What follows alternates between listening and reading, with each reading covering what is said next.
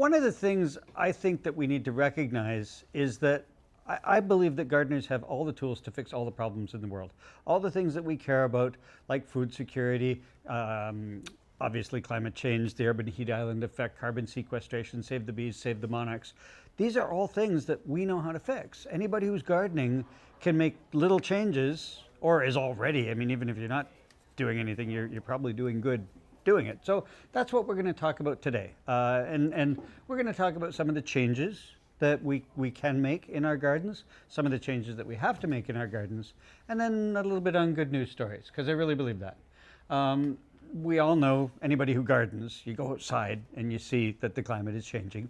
It's getting weirder, and that's okay. Well, it is what it is, and we're each doing our bit. So we've already gone up about a zone. Like when I was a kid, Winnipeg was solidly zone 3, and now it's skating the edge of zone 4, and that's this information. It takes them a long time to compile it, so it's probably about 15 years behind time. So who knows where it is now, but certainly warmer than it was. There's neat things that we can plant. We can plant near natives like passion flower vine, which is cool, and I do believe in assisted migration. The animals have to move north. And you can plant some weird things as long as it's not invasive. I primarily garden with native plants, but I like plants too much. So I have things that are not native as well. A friend of mine just gave me a hardy orange tree, which I'm like, I'm not going to say no to that. It's pretty cool. And it's good for pollinators. I don't know if the birds will like it or not, but in any case. But do keep an eye if something begins to spread. So there's all sorts of lists of invasive species, but it's really about early detection and eradication. Is something going to spread quickly and you see it start to spread? You're not from here, gotta go. That's really part of the trick of it. So things to consider when we're working on this. This is a near native species. You drive down through Pennsylvania and it's there, and down through Kentucky and so on. It's a lovely plant, great for pollinators, great for hummingbirds. Better if people are planting something like a vining honeysuckle. Some of them are quite invasive. This guy's a near native and blooms all summer long, doesn't suffer from powdery mildew, and has these beautiful red flowers. So, because in the wild they're sort of orangey, which is also nice.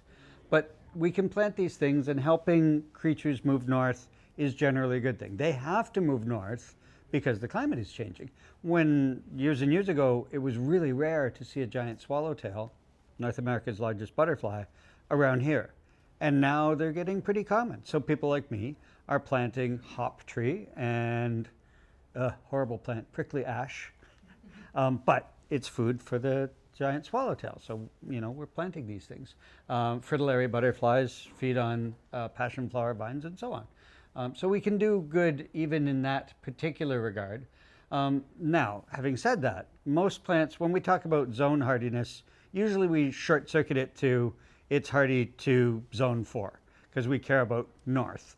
And the truth is that plants have a hardiness range, and trembling aspen is from zone 1, it's cold, to zone 7. Wait a minute, that's here. That's Burlington. So you're getting to the warm edge of their range. I don't want to say the south edge because you go down into the States and up into the mountains in Utah, and so you're going higher and colder. But plants are also starting to have to move north because they can't stand our hot, humid summers.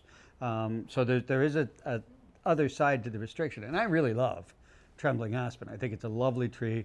Yes, it runs, but that can be part of your regular garden maintenance. Plant it so that it's backlit by the sun in the morning or the evening, and it's glorious. Has these cool little flowers, catkins that pollinators love in the spring. All sorts of things feed on them.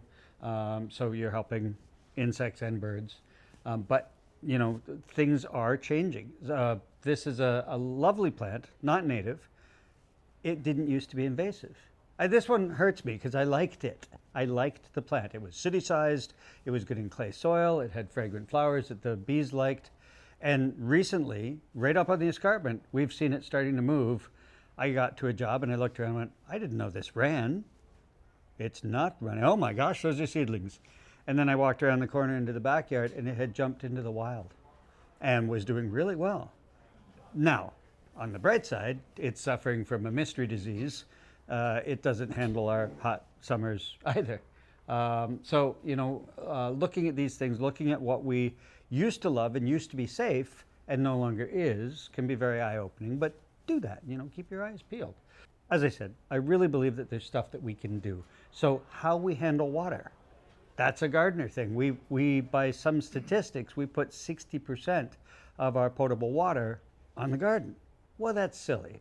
The miracle of potable water, is a really expensive miracle. So if we can figure out how to use less of that by planting things like native cacti, that's cool. And it does get holes in leaves. There's a fellow named Martin Galloway who said holes in leaves are good. Holes in leaves tell us that something is feeding on that. When I was a kid, if something was eating your plant, you killed it. And we're getting better. But there's also butterfly milkweed in there. There's echinacea, which actually isn't native, but it's a gateway plant. And some things are just for pollinators in here, like catmint, but super drought tolerant. He's a good friend and a lazy gardener. He doesn't do anything. And yet the garden is lovely. It's crowd pleasing. And that's what we really want. We want people to love these initiatives. We want them to walk by knowing nothing about what good it does, but say, that's what I want. And so I think we can give it to them. We're doing things like creating rain gardens. This is a big part of many people's shtick. We've done projects in Ajax and where is that? That's up in Orangeville, all over the place, really. Even the one in Switzerland, we incorporated a rain garden in there. If we can harvest the raindrops that fall on our property, we have to water less. If we can harvest the raindrops that fall on our property, we protect our neighbors downstream from flooding, and we protect our creeks and rivers. This is a good news story. Okay, the climate is going crazy. We're getting big swings in longer droughts, longer rains and more of it, and colder periods and warmer periods. It's as you know, it's more about unpredictability, but something like a rain garden can help alleviate that. And also, for some reason, I don't know what it is about creatures and plants that live in Canada, but we're pretty bulletproof, right? I can take it. And the plants are like that too. Things like potentilla, which we all fell out of love with in the 70s because we overused it. See comment about hydrangeas. Don't overuse plants. The perennial hibiscuses are another fantastic crowd pleaser. I love dogwoods. And this is silky dogwood, my favorite. Yes, I have a favorite dogwood because it's got porcelain blueberries. It's got beautiful burgundy fall color. It's got white flowers in the spring. So you're helping many different creatures. Things like winterberry or sparkleberry. Sparkleberry is just a way cooler name, so I'm sticking with that. That's what I learned it as. So, these are all great plants that you can plant. They can become nesting habitat. They do many levels of good. The silky dogwood is special because it doesn't run. A lot of our dogwoods either touch the ground and root or run under the ground. And that's fine in the right situation, but silky dogwood does not run, which makes it amazing. This is in Cuba, and I was looking down one day, and right across from my friend's house is a garage, like, the kind that fixes cars. And yet, passion flower vines, bananas, they've got squash growing on the roof of that garage. They've got citrus in pots. Even in the smallest yard, you can grow your own stuff and harvest it, and it's better for you because you have better nutrition density because you are stewarding your soil properly. Nutrient recycling, what falls on your property stays on your property, makes for healthier food for you. Anywhere can do these things. And I mean, it's beautiful. Even that is beautiful. And I think that there are lessons there for us because so many of us think, oh, I can't do anything about this. It's too big. But when we baby step through these issues and see what we can do, even if it's a tiny thing, you've heard people say, just plant one native. Someone said the other day, I was up at the Rockwood Seedy Saturday, and they said, oh, my garden's done. I don't need any more plants. I'm like, when something dies, plant a native plant. Like that's all you got to do. Now you've done something.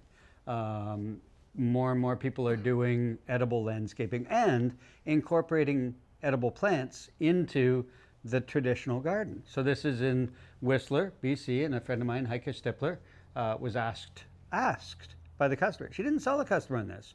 Customer said, I want a garden that also has edible plants in it. And edible plants are actually quite beautiful. Eggplant. It's got big velvety leaves, big purple flowers. It's a lovely plant.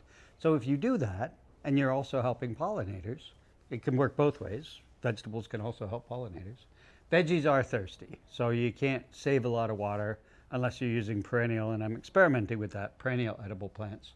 But I do rainwater harvesting. I put them in pots so that I can really target the watering. So there are still things that you can do. I also rarely, I'm not going to say never, I rarely buy peat moss, maybe for starting new seeds. But what I do is I make my own compost, and it goes in sticks and all, so it's got good drainage. And we're starting to have really good luck with that because we don't want to be using peat moss if we can avoid it. And there are ways to do that. Plant a tree. They say, I don't know who they is, but anyway, they say if you have 5 trees, that can offset your carbon use. So I drive by Grace Anglican Church and go, I did that. I feel good about that. So planting trees is a good thing. Now, I would counsel you to plant little trees. They establish better. You start a small tree and it will get used to the soil and adapt and have a better root system and live longer. And that will all serve to restore the hydrological cycle. And there are also small footprint trees, good city-sized trees. So this, sadly, they took these out to make way for FIFA. This is at BMO Field, or was, in Toronto. These are columnar tulip trees, which are food for the Promethea moth, a giant silk moth. And even though it's tall and narrow and can screen out the neighbor, because maybe you don't want to see the neighbor all the time. I like my neighbor, but I don't need to be looking at him all the time. So that these can be good screening trees. And there's a whole bunch of these columnar trees that are good for that, and native trees as well. And we know that trees do all these amazing things for us. There are all kinds of studies that say trees are good for us. There's a Promethea moth right there. And it is one of our giant silk moths. Super cool. I am forever trying to get people to understand that there is always a better plant. I got to work on the Grow Me Instead guide. People want Crimson King maples. Why? Do they want a Crimson King maple? No, they want the red foliage. So purple, so that's not native, but that's not invasive either. That's okay. And ruby lace honey locust is another wonderful plant. If you have to take a tree down, leave the snag. That's a good thing. When you cut your garden down in the spring, leave 8 inches. Don't cut it right to the ground. All those hollow stems are potential bee homes. So that's a really good thing as well. And instead of taking away all the brush or sending it away, tuck it behind some shrubs. So this was on Woodward Street in Milton, Woodward Avenue, and we had shrews. By the time I left, we had shrews. Shrews are a little thing that looks like a mouse, but they're a voracious creature, so they eat a lot of things like slugs, which we think slugs are bad. Slugs aren't bad. Slugs are food for ground beetles and rove beetles and toads and snakes and all sorts of stuff. People don't like slugs because they eat their hostas. Hostas to me are slug food.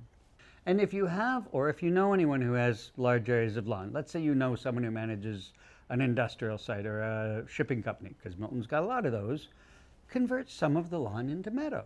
And then you're making it into habitat. You're sequestering carbon under the ground, and you're costing less money, right? It's all win. So this is a lawn alternative in Burlington. Pure sand soil, so challenging, and yet a variety of different native and non-native ground covers. So it's good for pollinators. You're not mowing, and it's beautiful all the time. And beautiful enough that it's in a book, which makes me feel all smuggy smug. And the rainwater comes down there and into a pool, so it catches all the rainwater as well.